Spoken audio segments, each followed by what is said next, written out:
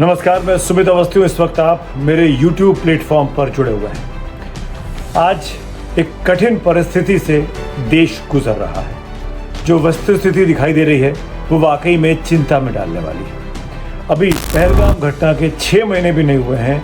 Operation सिंदूर को निपटे हुए 6 महीने भी नहीं हुए हैं। ऑपरेशन सिंदूर जो कि कंटिन्यू है, उस दौरान एक बहुत बड़ा आतंकी हमला राजधानी दिल्ली में होता है और दिल्ली में भी उस जगह पर होता है जो कि हमारे लोकतंत्र की एक शानदार खूबसूरत तस्वीर जहां से हर साल देखने को मिलती है, और वो भी हमारे स्वाधीनता दिवस पर 15 अगस्त लाल किले की प्राचीर, जहां से प्रधानमंत्री भाषण देते हैं, संबोधित करते हैं देश के करीब 150 करोड़ लोगों को। उस जगह पर ठीक बड़ा बम ब्लास्ट किया जाता है आतंकियों के द्वारा। कड़ा संदेश देने की कोशिश आतंकी कर रहे हैं कि इतना दुस्साहस दिखा रहे हैं, सीधे सीधे चुनौती दे रहे हैं सुरक्षा एजेंसियों को कि हम भी चुप नहीं बैठे हैं, हम भी बदला ले रहे हैं। ये कहकर हमारी सुरक्षा तंत्र को, हमारी सुरक्षा एजेंसियों को, हमारे सुरक्षा से जुड़े अधिकारियों को, नेताओं को चुनौती देते दिखाई देते हैं। और इन सब के बीच में मासूम निरीह हिंदुस्तानी एक भारतीय नागरिक मारा जा रहा है। जो कुछ हुआ 10 नवंबर की शाम को करीब 6:52 पर लाल किले जैसी भीड़ भाड़ भरी इलाके की रेड लाइट पर, वो तस्वीरें सबके सामने हैं। ढेरों सीसीटीवी फुटेज, ढेरों विजुअल्स अब तक हम सब लोग देखते भी आ रहे हैं और देखते भी रहेंगे जब तक कि इस मामले को पूरी तरीके से सुलझा दिया नहीं जाएगा। 13 लोगों की मौत हो चुकी है। अभी भी कुछ लोग अनआइडेंटिफाइड हैं। कुछ लोगों की पहचान हुई है, उनके शवों को उनके परिजनों को सौंपा जा रहा है। और जो लोग मारे गए हैं वो बेचारे छात्र थे, दुकानदार थे, गरीब लोग थे, कोई रिक्शा चलाता था, कोई रेहड़ी चलाता था। ये वो लोग थे जो भारतीय लोकतंत्र को, भारतीय अर्थव्यवस्था को, भारतीय डेमोक्रेसी को जीवित रखते हैं अपने पार्टिसिपेशन से, अपनी भागीदारी से, चाहे वोट के ज़रिए, चाहे वो फाइनेंशियली कंट्रीब्यूशन के ज़रिए अपना काम करके। तो आप समझ सकते हैं कि आतंकियों ने कितना बड़ा दुस्साहस किया। जो कुछ हुआ उस घटना को आज 2 दिन के बाद, 3 दिन के बाद ये वीडियो इसलिए बना रहा हूँ कि अब इसके कनेक्शंस दिल्ली से सटे फरीदाबाद, जो कि हरियाणा में आता है, वहाँ पर एक यूनिवर्सिटी है प्राइवेट, अल फलाह यूनिवर्सिटी। अल फलाह में ये तमाम आतंकी या तो पढ़ रहे थे या पढ़ा रहे थे, डॉक्टर थे।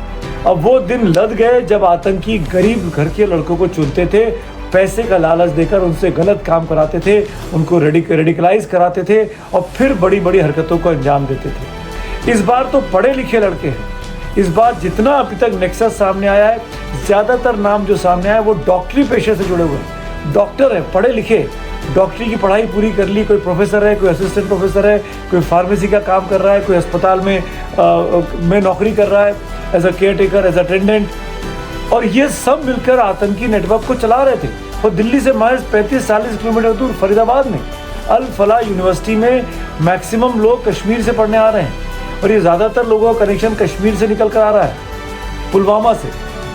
तो आप समझ सकते हैं ये तैयारी कब से चल रही थी। और अब तो ये भी खुलासा हो गया है कि ये सब कुछ 6 दिसंबर के लिए किया जा रहा था, क्योंकि लश्कर चीफ हाफिज सईद ये बोलता आ रहा है कि हम 6 दिसंबर को जो बाबरी मस्जिद गिराई गई थी उसका हमको बदला लेना है। 6 दिसंबर को बाबरी मस्जिद का डिमोलिशन हुआ 1992 में, हम सब जानते हैं। और अब वहाँ पे अयोध्या में मंदिर बनकर तैयार है। इनके निशाने पर यूपी भी था, अयोध्या भी था, दिल्ली में। तो इसलिए ये सब कुछ हो गया क्योंकि एक बहुत बड़े नेटवर्क को जम्मू कश्मीर पुलिस की तत्परता की वजह से, एक्यूरेसी की वजह से, हरियाणा पुलिस के साथ मिलकर उन्होंने फरीदाबाद में इस मॉड्यूल के एक धड़े को पर्दाफाश कर दिया। और पता ये लगा कि फरीदाबाद की इस अल फलाह यूनिवर्सिटी में पढ़ने वाले जो लड़के थे, उमर हो, मुजम्मिल हो, ये तमाम लोग 2,500-3 हज़ार किलो अमोनियम नाइट्रेट इकट्ठा करके बैठे हैं। उस दिन करीब 3,000 किलो अमोनियम नाइट्रेट जिससे विस्फोटक बनता है वो रिकवर किया गया। और अब तो कई गाड़ियों के नंबर सामने आ रहे हैं। एक गाड़ी तो उड़ा दी गई उस दिन लाल किले पे, एक लाल इको स्पोर्ट का नाम आया, एक ब्रेजा कार का नाम सामने आ रहा है, एक और गाड़ी बोली जा रही है। 3-4 गाड़ियां लोगों ने खरीद ली थी और ये सब बीते 1.5-2 साल से तैयारी चल रही थी। इसमें एक महिला भी सामने आ गई, शाहीना नाम की, जो कि लखनऊ की रहने वाली है, जिसका एक पति से तलाक हो चुका और पति का ये कहना, पूर्व पति का, कि वो तो भरोसा ही नहीं करती थी बुर्का उर्का पहनने में, वो कैसे रेडिकलाइज कर सकती है। पर ये महिला रेडिकलाइज कर रही थी। बताया जा रहा है कि ये जो 4-5 लड़के पकड़े गए जिनकी निशानदेही पर अब छापेमारी हो रही है, लोग बाग पकड़े जा रहे हैं, उससे बहुत सारी चीज़ों का खुलासा हो रहा है।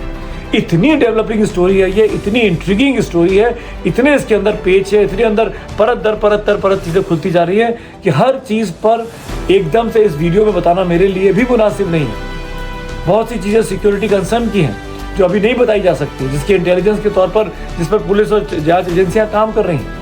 पर हमको ये समझना होगा कि जो कुछ अभी तक किया जा रहा है वो आतंकी क्यों करना चाह रहे हैं। बाबरी मस्जिद का बदला, अयोध्या में राम मंदिर बना, उसको लेकर खुंदक, पहलगाम में जो हुआ, ऑपरेशन सिंदूर के बाद भारत ने जिस तरीके से आतंकियों के नेटवर्क को, उनके बेस कैंप को वहां पाकिस्तान में नेस्तनाबूद किया, लश्कर के, जैश के, उसका बदला लेना चाह रहे हैं। वहाँ पर लश्कर और जैश के परिजनों को, आतंकियों को भारतीय जो हमले किए गए यहाँ से, उसमें नेस्तनाबूद किया गया, उसकी खुंदक निकालना चाह रहे हैं। इसीलिए 6 दिसंबर की तारीख वो मौसम चुना गया। मतलब खबर तो ये भी है कि 15 अगस्त को ये करना चाह रहे थे, पर 15 अगस्त को किसी ऑपरेशनल वजह से तमाम विस्फोटक इकट्ठे नहीं हो सके, तमाम लोग इकट्ठे नहीं हो सके, इसलिए अंजाम नहीं दे पाए। तो 15 अगस्त की चीज़ें टलकर 6 दिसंबर तय की गई कि अब 6 दिसंबर को किया जाएगा। अगर उस दिन जम्मू कश्मीर की पुलिस तत्परता नहीं दिखाती और वो हरियाणा में आकर अमोनियम नाइट्रेट नहीं पकड़ती तो शायद ये सारा का सारा कारनामा 6 दिसंबर को होता। और ये जो उमर नाम का व्यक्ति जो कि लाल किले वाली कार चला रहा था I-20, वो पैनिक में भागा है। जब छापामारी हुई फरीदाबाद में, वो पैनिक में भागा। दिल्ली में उसने कई क्रिटिकल जगहों का मुआयना किया। वो इंडिया गेट के पास देखा गया, वो संसद के पास देखा गया, फिर वो लाल किले पे आया। लाल किले में 3-3.5 घंटे पार्किंग में उसकी गाड़ी खड़ी रही और उसने इंतजार किया और गाड़ी से एक कदम बाहर नहीं निकाला 3-3.5 घंटे में। शायद वो फोन पर किसी से बात कर रहा था। एजेंसियां इस बारे में छानबीन कर रही हैं, बताएंगी जब मौका पड़ेगा। तो छानबीन करके ये पता चल रहा है कि जानबूझ के उसने 6:30-7 बजे का समय चुना, क्योंकि उस वक्त लाल किले पे सबसे ज़्यादा भीड़ होती है, ऑफिस का क्राउड होता है, लोग बाग दुकानें बंद कर घर जाने की तैयारी में होते हैं। जो शॉपिंग करने वाले लोग होते हैं वो शाम के टाइम ऑफिस के बाद दफ्तरों से निकलकर शॉपिंग करने पहुंचते हैं। उस वक्त में लाल किले की उस रेड लाइट पर यह ब्लास्ट हुआ, जिसकी तस्वीरें आप देख रहे हैं। और ब्लास्ट भी बड़ा खतरनाक है। कैसे किया गया अभी ये क्लैरिटी नहीं है। गाड़ी के पीछे रखा था, क्योंकि जब हम विजुअल को देखते हैं तो पहले एक रोशनी जलती है और फिर ब्लास्ट होता है। ऐसा लगता है कि पहले आग लगाई गई, जैसे पटाखे में आग लगाते हैं और फिर पटाखा फटता है, ऐसा कुछ काम किया गया। तो ये फिदाइन था, अपने शरीर पे इसने असला लगा रखा था, सुसाइड बॉम्बर था, ये भी क्लैरिटी नहीं। पर कार के अंदर था, क्योंकि कार के जरिए जो कार के पीछे आने वाला ट्रैफिक था, जो पीछे गाड़ियाँ थी, आसपास की गाड़ियाँ थी, उनको बहुत नुकसान पहुँचा। उसके थोड़ी दूरी पर DTC की बस आ रही थी जिसमें कई लोग बैठे थे, जिसका ड्राइवर जिसका कंडक्टर घायल भी हुआ।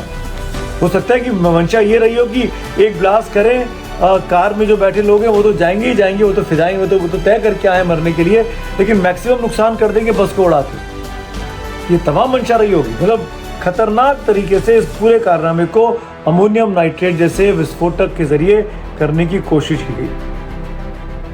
अब कुछ चीजें जो बड़ी सिंबॉलिक है, जो हमको समझने की आवश्यकता है, इसको समझिए बहुत ध्यान से। लाल किले को चुना, जैसे हमने पावर ऑफ इसको कहते हैं ना कि हमारी लोकतंत्र की एक गद्दी, मजबूत जगह, उसको चुना गया। दूसरा, समय और स्थान जो चुनेगा वो बहुत संवेदनशील। लाल किले के इलाके में बड़ी संख्या में सब तरह के लोग रहते हैं, अमीर, गरीब, दुकानदार, रेहड़ी वाले, विदेशी टूरिस्ट, वहाँ। और शाम का समय चुना गया जब मैक्सिमम ट्रैफिक होता है। तीसरा, अब भारत में धीरे धीरे अर्थव्यवस्था पटरी पर लौट रही है। दुनिया के मुल्क भारत की ताकत को मान रहे हैं। अब जितने दुनिया के आप देखेंगे, जबकि GDPs को देखेंगे, तो भारत की अर्थव्यवस्था सबसे मजबूत तेजी से आगे बढ़ती हुई तमाम दुनिया के मुल्कों के सामने दिखाई दे रही है। उस पर चोट करने की कोशिश, लाल किला, अर्थव्यवस्था पर चोट, लोकतंत्र पर चोट, आम व्यक्ति पर चोट। जो लोग वहाँ काम करते हैं उनके जरिए संदेश देने की कोशिश कि तुम्हारी सरकारें तुम्हारा ख्याल नहीं कर पा रही हैं, तुम्हारा तंत्र तुम्हारा ख्याल नहीं कर पा रहा है, तो अगर तुम उनके साथ रहोगे तो तुम्हारा यही यश होगा। उनको डराने, धमकाने, दबाव बनाने की कोशिश। तो मिनिमम एक्सप्लोजन में मैक्सिमम इम्पैक्ट ये आतंकी क्रिएट करना चाहते हैं। चलती गाड़ी में लाल किले के पास ब्लास्ट होना, यानी उसका ऐसी गाड़ियों, इसीलिए बार बार ये थ्योरी आ रही है कि जो 3-4 गाड़ियां हैं जो अभी पुलिस के पास नहीं है, पुलिस तफ्तीश कर रही है उनमें भी क्या ऐसे एक्सप्लोजिव्स हैं? क्या राजधानी दिल्ली एनसीआर में ऐसी गाड़ियां घूम रही हैं? क्या कोई बड़ी हरकत अभी भी आतंकी कर सकते हैं? उस पर भी नजर रखने की आवश्यकता है। हमलावर ने जानबूझकर भीड़ वाला इलाका चुना, इससे आपको अब तक मेरी बातों से आपको स्पष्ट हो चुका होगा। जो लोग इसमें मारे गए उनको मैं श्रद्धांजलि देना चाहता हूँ। उनके नाम हमको पता होने चाहिए। लोकेश अग्रवाल, ये यूपी के रहने वाले थे, दिल्ली आए थे अपने बेटे की शादी की शॉपिंग करने के लिए। अशोक कुमार डीटीसी बस का कंडक्टर, जिसका मैंने जिक्र किया। पंकज सैनी एक कैब का ड्राइवर है, वो बेचारा इसमें मारा गया।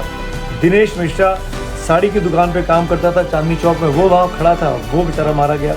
नोमान एक कॉस्मेटिक स्टोर में काम करने वाला युवा लड़का था, वो इसमें हाथ से अपनी जान खो बैठता है। जुमन मोहम्मद एक ई रिक्शा ड्राइवर है, उसकी जान चली गई। तो आप समझ रहे हैं, एक हमले से मैक्सिमम इम्पैक्ट करने की कोशिश। ये 4, 5, 6 नाम जो मैंने लिए जिनकी पहचान हुई है, ये वह नाम नहीं थे, ये हमारे शहर की पहचान थी, हमारे शहर की रीढ़ थे। इनसे परिवहन, व्यापार, सेवा में ये लोग कंट्रीब्यूट करते थे। इन्हीं जैसे लोगों की मदद से दिल्ली चलती है, दिल्ली दौड़ती है और दिल्ली दिल्ली बनती है। आज जब इनको हम खो देते हैं तो हम ये सिर्फ आंकड़ों के नाम, ये सिर्फ आंकड़े नहीं है, ये सिर्फ नाम नहीं है, हम दिल्ली का एक हिस्सा खो देते हैं, दिल्ली का एक महत्वपूर्ण पड़ाव खो देते हैं। हम इनके परिवारों को अब हमको भरोसा दिलाना बहुत ज़रूरी है कि इनके साथ जो गलत हुआ वो उनके साथ नहीं होगा, किसी और के साथ नहीं होगा, और इस बात का बदला लेना चाहिए। अब बात करता हूँ इन्वेस्टिगेशन और इंटेलिजेंस की। सवाल खड़ा होता है कि आखिरकार इतनी बड़ी संख्या में फरीदाबाद में अमोनियम नाइट्रेट इकट्ठा हो रहा था। कश्मीर के लड़के लगातार करीब 25 से 30% वहाँ जो लोग पढ़ते हैं या पढ़ाते हैं वो कश्मीरी हैं। क्यों इस यूनिवर्सिटी पे नज़र नहीं रखी गई? क्यों यूनिवर्सिटी के स्टाफ को शक नहीं हुआ कि यहाँ पर कुछ गड़बड़ी हो रही है? क्यों पुलिस को अलर्ट नहीं किया गया? स्थानीय पुलिस क्या कर रही थी? लोकल इंटेलिजेंस क्या कर रही थी? बड़ी बड़ी दिल्ली से काम का जो संस्थाएं हैं, आईबी हो गई, रॉ हो गई, एनआईए हो गई, ये सीआईडी हो गई, सीबीआई हो गई, ये लोग क्या कर रहे थे? ये इंटेलिजेंस क्यों नहीं मिल पाया? अगर वो कश्मीर में 19 अक्टूबर को पोस्टर लगाता, लड़का नहीं पकड़ा जाता और कश्मीर का वो एसपी इस पर तफ्तीश नहीं करता, चक्रवर्ती साहब, तो पता ही नहीं चलता कि कितना वो तफ्तीश करता है। 2 आदमी को उठाता है, पोस्टर लगाने वाले को, उससे पता चलता है इसका कनेक्शन फरीदाबाद में है, इसका कनेक्शन यूपी के सहारनपुर में, लखीमपुर में, गुजरात में है, तब इस नेटवर्क का भंडाफोड़ होता है। तो जो काम 19 अक्टूबर से लेकर 10 नवंबर के बीच में हुआ, ये अगर पहले हो गया होता तो इतनी बड़ी घटना को से बचा जा सकता था। और सबसे इम्पोर्टेंट चीज़ जो मैं कहना चाहता हूँ कि अब आतंकियों ने अपना रवैया बदल लिया। अब आतंकी गरीब घरों के अनपढ़, गंवार, नशेड़ी लड़कों को नहीं पकड़ रहे, अब रेडिकलाइज कर रहे हैं पढ़े लिखे लोगों को। ऐसे लोग जो समाज में कुंठित, जिनको कुछ चाहिए और उनको नहीं मिला है, ऐसे लोगों को पकड़ के आइडेंटिफाई करके रेडिकलाइज किया जा रहा है, भारत के खिलाफ भड़काया जा रहा है, इस्लाम के नाम पर भड़काया जा रहा है, इस्लाम के नाम पर, पैगंबर मोहम्मद के नाम पर भड़काकर इस तरह की हरकतें की जा रही। तो जांच एजेंसियों को अपना रवैया, अपने सोचने का तरीका बदलने की आवश्यकता है। अगर जांच एजेंसियां ऐसे ही काम करती रहीं 20 साल पहले, 30 साल पहले के फॉर्मूले पर, तो जीवन में सफल नहीं हो पाएंगी और इतनी बड़ी बड़ी चूकें होती रहेंगी कि हमको पता भी नहीं चलेगा। ऐसा लग रहा है कि हम लोग भगवान भरोसे जी रहे हैं, कोई हमारे ऊपर छत्र छाया नहीं है कि हम सिक्योर फील कर सकें। आज की तारीख में आप बात करेंगे, ज़्यादातर परिवार के लोग अब बाज़ार जाने में, मार्केट जाने में, भीड़ भाड़ बड़े इलाके में संकोच करेंगे। खासकर वो जो दिल्ली और एनसीआर के इलाके में रहते हैं, सब हिले हुए हैं, सब अंदर से झकझोर दिया गया कि आखिरकार हो क्या रहा है दिल्ली को। अब ऐसे में मुख्य सवाल ये खड़े होते हैं कि क्या ये एक अपॉर्चुनिस्टिक एक्सप्लोजन था या ये पैनिक में किया गया एक्सप्लोजन है? मुझे लगता है कि ये पैनिक में किया गया, क्योंकि वो लड़के पकड़े गए तो उसके साथ के आदिल और मुजम्मिल, इसीलिए उमर पकड़ा ना जाए, उमर की तलाश पुलिस कर रही थी, इसीलिए उमर ने पैनिक में आकर जो समझ में आया वो कर दिया ताकि मैक्सिमम नुकसान कर सके। ऐसे में वो 6 दिसंबर की टारगेट डेट भूल गया तो 10 नवंबर को उसने कर दिया। बड़ा फिदाइन हमले का ये मॉड्यूल हो सकता है और पुलिस को, जांच एजेंसीज को इस पर सख्त तरीके से काम करने की आवश्यकता है ताकि अगर ऐसे और साथी घूम रहे हैं इसके, वो भी पकड़े जाए। जांच जारी है, निष्कर्ष पर नहीं पहुंच सकते, जांच करके बताएंगे, ये कहना जांच एजेंसियों के लिए एक ढर्रा बन गया है, पर अब इससे काम नहीं चलेगा। जनता और देश जानना चाहता है कि आखिरकार हम अपने आप को सुरक्षित महसूस करें या नहीं करें, और नहीं अगर सुरक्षित महसूस हैं तो फिर आप जैसे वर्दीधारी लोगों के पास ये प्रिविलेजेस क्यों हासिल हैं कि आप वीआईपी ट्रीटमेंट रहें, वीआईपी लोगों के बीच उठे बैठे, पर जब इंसान की जान बचाने की बात आए तो आप वो जान ना बचा पाए। अतीत में दिल्ली में ऐसे हमले हुए हैं। ये 14 साल के बाद ऐसा बड़ा हमला हुआ। संसद का अटैक तो मैंने कवर किया था, मैं खुद वहाँ देख रहा था। उसमें वो लड़का आया था फिदाइन बनकर, कमर के नीचे अस्ता लगा कर, उसने अपने आप को उड़ा लिया था। अगर ये फिदाइन हमला है लाल किले वाला है, अब जो होगा 10 नवंबर को, तो मेरे ख्याल से उतने बड़े अंतराल के बाद कोई फिदाइन हमला दिल्ली में हुआ, वरना कश्मीर में तो होते रहे। फिदाइन हमला दिल्ली में नहीं हो रहा था। दिल्ली में आपको याद होगा सरोजनी नगर में ब्लास्ट हुए थे, दिल्ली में आपको याद होगा लाजपत नगर में ब्लास्ट हुए थे, आपको दिल्ली में याद होगा लाजपत नगर ब्लास्ट में 13 मौतें हुई थी, 39 लोग घायल हुए थे। सरोजनी नगर में ऐसे ब्लास्ट हो चुके हैं। अंसल प्लाजा में इस तरह का एक बम पकड़ा गया था। ऐसी घटनाएं दिल्ली में होकर, कनॉट प्लेस में सीरियल बम ब्लास्ट हुए थे जिसमें डस्टबिन में बम रखा गया था, पहाड़गंज में हुआ था जिसमें कुकर पे बम रखा गया था। ऐसी घटनाएं घटती थी, लेकिन 14 साल पहले, ये 14 साल के अंतराल के बाद, मतलब दिल्ली 14 साल के गैप के बाद आतंकियों ने दिल्ली में वापस अपनी जगह बना ली। उनके सिंपैथाइजर यहाँ घूम रहे हैं जो कि दिल्ली पर निशाना साध रहे हैं और दिल्ली के जरिए हम सब पर निशाना साध रहे हैं। तमाम लोगों की प्रतिक्रिया आई हैं, प्रधानमंत्री की, गृह मंत्री की, रक्षा मंत्री की। पॉलिटिकल लीडरशिप की बात करें तो राहुल गांधी की, प्रियंका गांधी की, अखिलेश की, तेजस्वी की, स्टालिन साहब की, ममता बनर्जी की, तमाम प्रतिक्रियाएं हैं। और राजनीति से प्रेरित प्रतिक्रियाएं भी है और संवेदना से प्रेरित प्रतिक्रियाएं भी है। अंतर्राष्ट्रीय कम्युनिटी ने इसको वो किया है, दुनिया भर से प्रतिक्रियाएं आ रही हैं। अमेरिका ने इसकी आलोचना की, इजराइल ने आलोचना की, अफगानिस्तान ने आलोचना की, पाकिस्तान ने बहुत संभल कर कुछ भी प्रतिक्रिया नहीं दी, लेकिन पाकिस्तान के अंदर जो लोग बैठे हैं, वो जो इंडिपेंडेंट लोग हैं, वॉइसेस हैं, वो इसकी आलोचना कर रहे हैं। ईरान ने इसकी आलोचना की। तो ऐसे में अब ये तय ज़रूरी है कि इसकी अकाउंटेबिलिटी तय।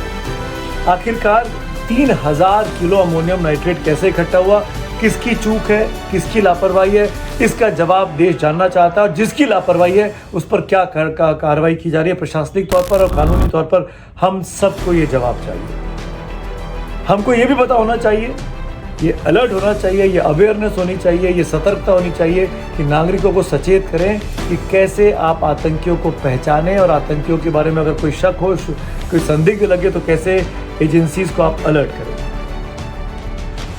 अब ये बहुत ज़रूरी है कि अर्बन जो वल्नरेबिलिटी है, जिस तरीके के समाज में हम रह रहे हैं भीड़ भाड़ के इलाके में, वहाँ पर लोगों के बीच में जागरूकता हम लेकर आ पाए। पब्लिक के बीच में अवेयरनेस लाने की ज़रूरत है, अर्बन रेजिलियंस लाने की ज़रूरत है, और ये बहुत इम्पॉर्टेंट बात हो जाती है। लीगल क्लैरिटी और अकाउंटेबिलिटी की ज़रूरत है। पुलिस प्रशासन से सवाल पूछने की ज़रूरत है। उनके ज़रिए ये तय करने की ज़रूरत है कि आखिरकार आपकी लापरवाही से आम हिंदुस्तानी क्यों मारा जा रहा है, उनको जवाबदेह बनाना होगा। सोशल फैब्रिक को मजबूत करने के लिए सरकारों को, धर्म गुरुओं को पहल करनी होगी। ऐसे लोगों के बीच में कामराडरी बनानी पड़ेगी, दोस्ती बढ़ानी पड़ेगी जो आपस में भाईचारे को बढ़ावा देते हो। एक दूसरे पर भरोसा करना सिखाएं, ना कि एक दूसरे के खिलाफ बैर करना। राजनीति में जो पोलराइजेशन होता है उससे बचने की आवश्यकता है। उस पोलराइजेशन को खत्म करने की ज़रूरत है। आप ये पोलराइजेशन आपस में भाईचारा समिति की बैठकों के जरिए हो सकता है, और ये टॉप लेवल से शुरू होना चाहिए ताकि आपस में एक दूसरे पर भरोसा बने, ना कि भरोसा टूटे।